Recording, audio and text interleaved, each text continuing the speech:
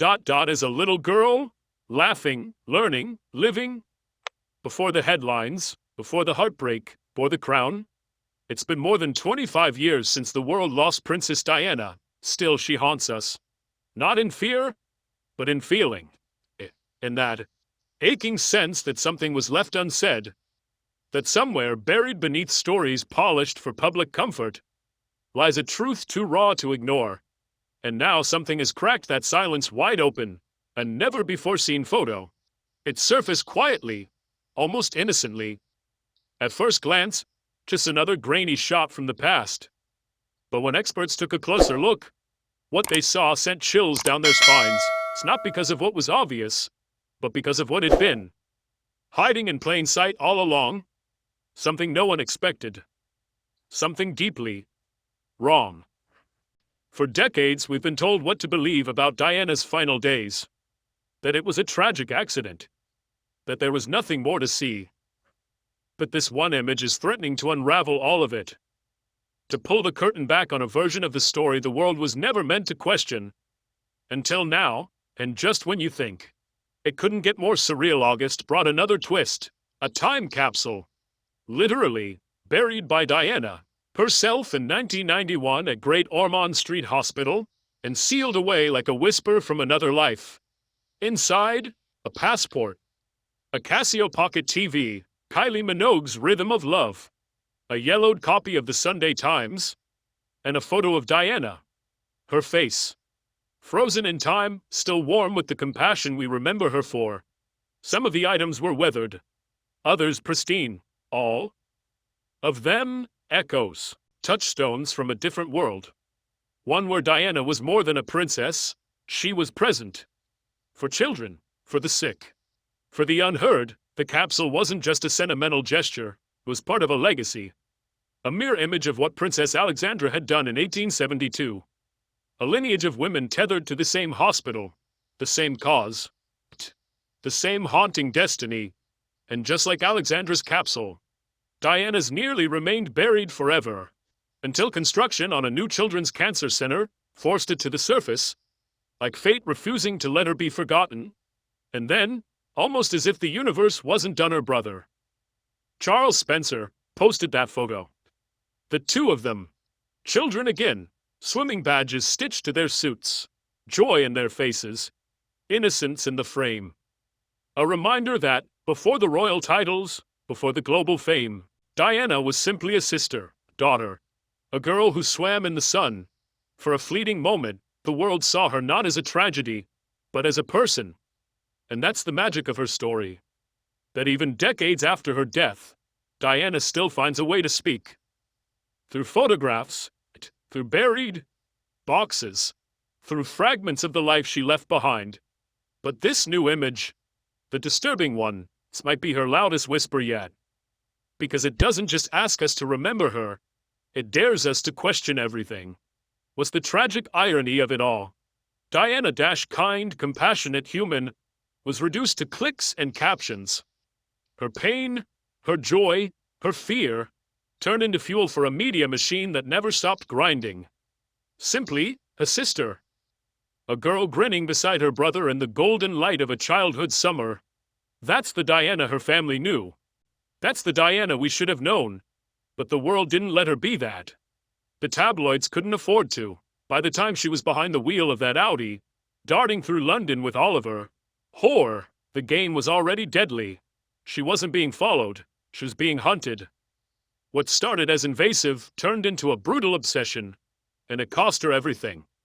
The photo that's resurfaced, this one, chilling frame from a chaotic night's hit, not just another piece of Diana's story, it challenges the story itself.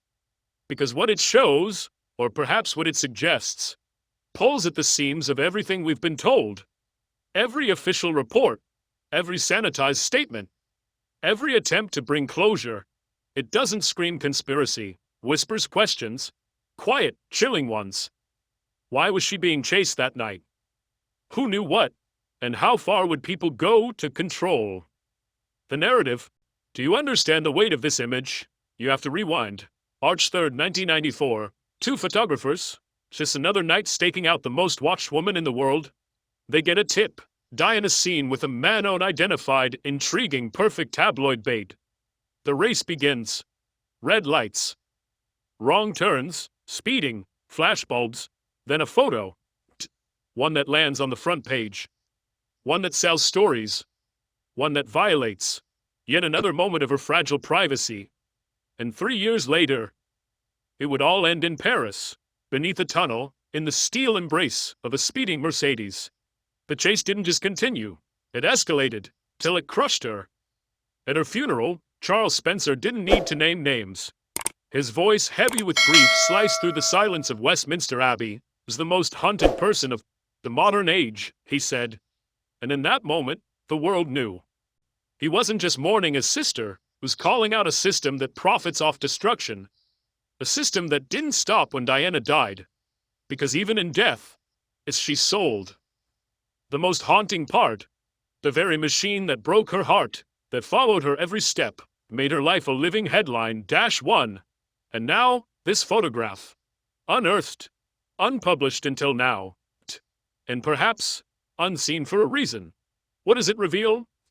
And more importantly, what was kept from us? The truth, or just a version of it the world wasn't ready to face? 'Cause here's the thing. Diana wasn't just the people's princess.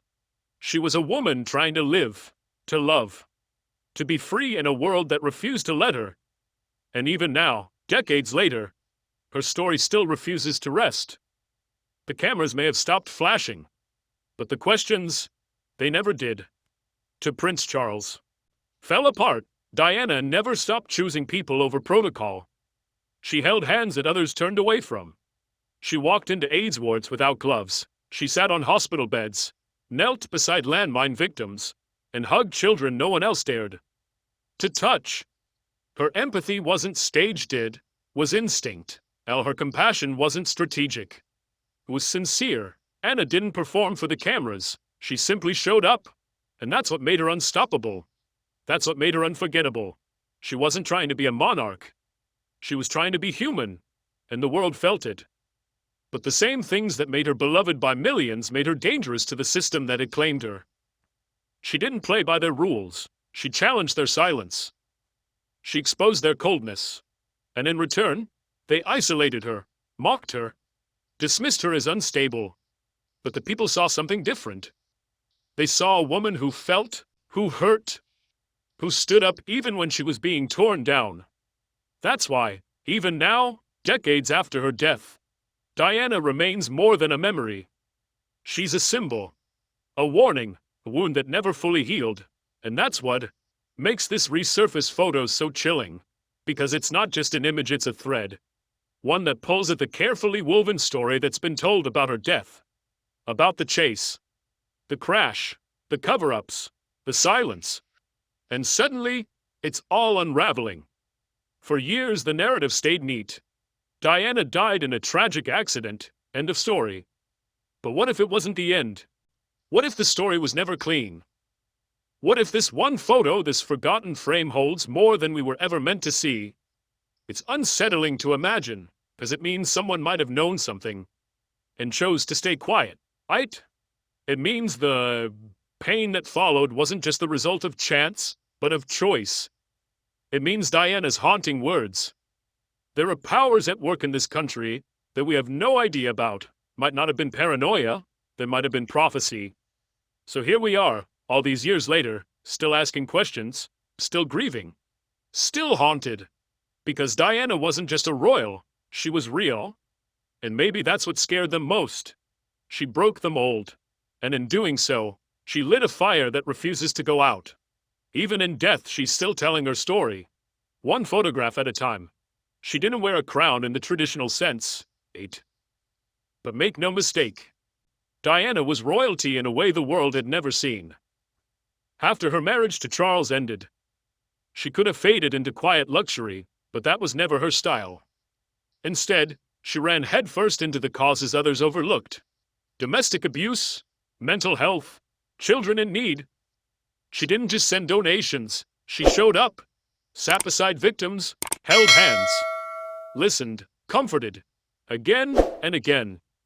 And then there was that moment in 1987, the handshake that shattered stigma. Diana ungloved, reaching out to an AIDS patient in front of the world's cameras. At a time when fear was louder than facts, that one gesture spoke volumes. She wasn't just defying ignorance, she was redefining humanity. Even after her divorce in 1996, Diana's pace never slowed. She remained a constant force in hospitals, shelters, and orphanages, taking William and Harry with her, showing them life outside the golden gates of Kensington. She wanted them to understand the world as it really was, and she didn't shield them from the truth. She grounded them in it. Cinema nights, fast food stops, country drives with Enya on blast. She didn't want princes raised in a bubble, she wanted boys raised by life. That grounding shaped who they are today. When William and Harry launched the Heads Together campaign, speaking openly about mental health, the pain, the stigma, the silence, it was Diana's voice echoing through them. But Diana's fire never stayed within palace walls. In her final months, she set her sights on landmines in war-torn fields others had abandoned. She traveled to Angola and Bosnia, walked into active minefields, wore a flak vest and a fearless smile. It wasn't just for cameras, it was a call to the world. Look at this. Don't turn away. Within 3 months of her walk through Angola, 122 countries signed a treaty to ban anti-personnel landmines. She wasn't just changing minds, she was changing laws. And years later, her son Harry picked up where she left off, walking through those same fields, carrying her legacy with every step. Even 2 decades later, her presence hasn't dimmed. In 2017, William and Harry unveiled a statue in her honor at Kensington Palace, a quiet place where visitors could pause, remember, and feel the warmth of the woman who changed everything. Diana never wanted the throne. She said it herself, but what she did want, to be the queen of people's hearts. And she was. She still is. Not because of her title, not because of her tragedy, but because when the cameras stopped rolling, she stayed. Because she chose love over legacy. Because she showed up. So now we ask you, will Diana forever be the people's princess? Tell us in the comments. Let your voice be part of her story, and if this touched you, don't scroll past. Like, share, subscribe. Let the world remember why Diana will never truly fade. And when you're ready, click the next video. Because this story is far from over.